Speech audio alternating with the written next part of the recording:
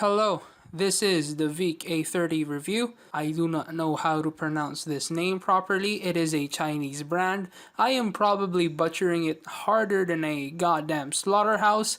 But anyways, this is a review. I know it's weird, but it's my channel, Yeet. The package I got has freebies along with it, wherein I got a drawing glove, which is nice, and a set of extra nibs in a small pouch. Opening up the box, we get the tablet itself, the 10 by 6 inch tablet, big boy, yes. And we also get the USB Type-C cable, the pen pouch that has the pen inside of it, an extra set of spare nibs with the nib removal tool, and a quick start guide. Oh, and also you get a card that tells you to download the drivers online. Yay!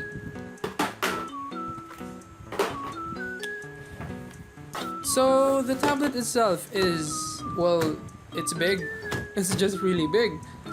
For context, here's the last tablet I used. Small, right? Yeah. It's big. So now we have the 10 by 6 working area of the tablet, which I had already told you guys. We also have these touch and gesture buttons. These are a little weird. I'll get to them in the video. We also have the USB Type-C port on the left-hand side of the tablet, and under it are the 4 rubber pads that keep the tablet from moving. Cool. Yeah. Time to set it up.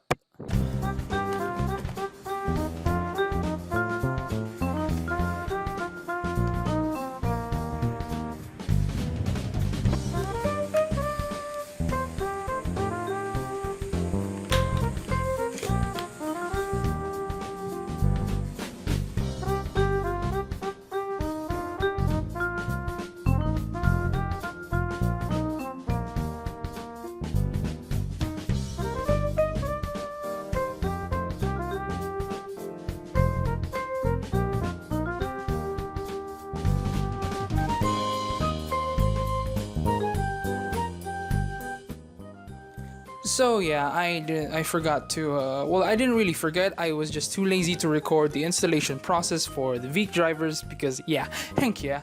So yeah, here's the basic summary of installing the drivers. After uninstalling the previous driver, installing the Veikk driver was really simple. It was just one click away. I did not need to restart the drivers, unlike Wacom side. Yeah, I know I'm comparing them too much, but yeah, I don't really have anything to compare to.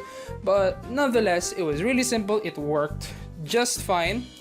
And you know what? I'm gonna talk about the drawing experience now. So heck yeah. So, first impressions, the tablet itself was really great to draw on. I drew in Krita and everything was smooth. I could really feel the 8,000 levels of pressure and sensitivity, which is great. I could also feel it in Flash. And yeah, I could really see the lines really smooth. I could even really draw lightly with it. It can pick up most of my strokes.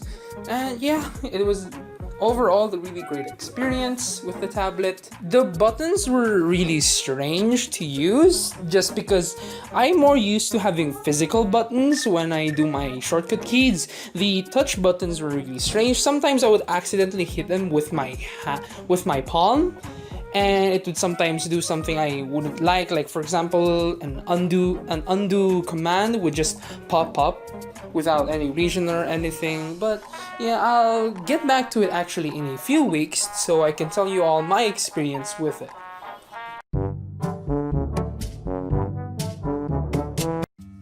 So here I'm back after a few weeks, taking my sweet time to getting to know the tablet, and here I'll just share my thoughts on what's great and what's not so great about the tablet.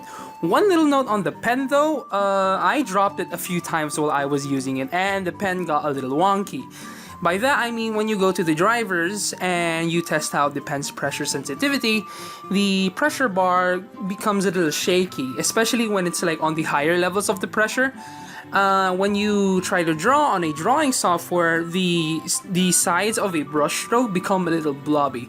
It doesn't really affect my drawing experience in particular, but it's definitely something to watch out for, especially when you've dropped this pen a few times. So be careful when you're using this pen. Try to take care of it. Don't drop it like me.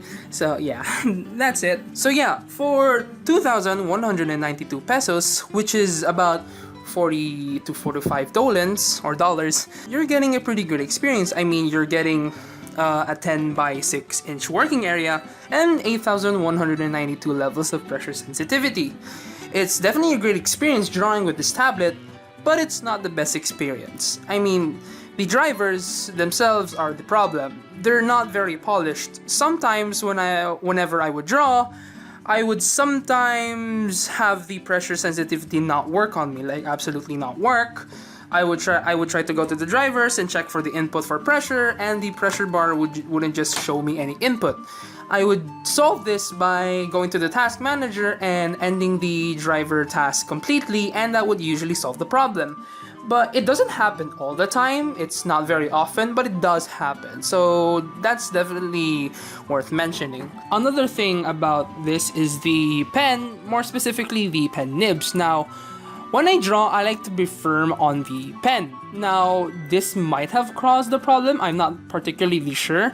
But over time, when I use this pen, the pen nib got loose, and sometimes it would just actually fall off the pen.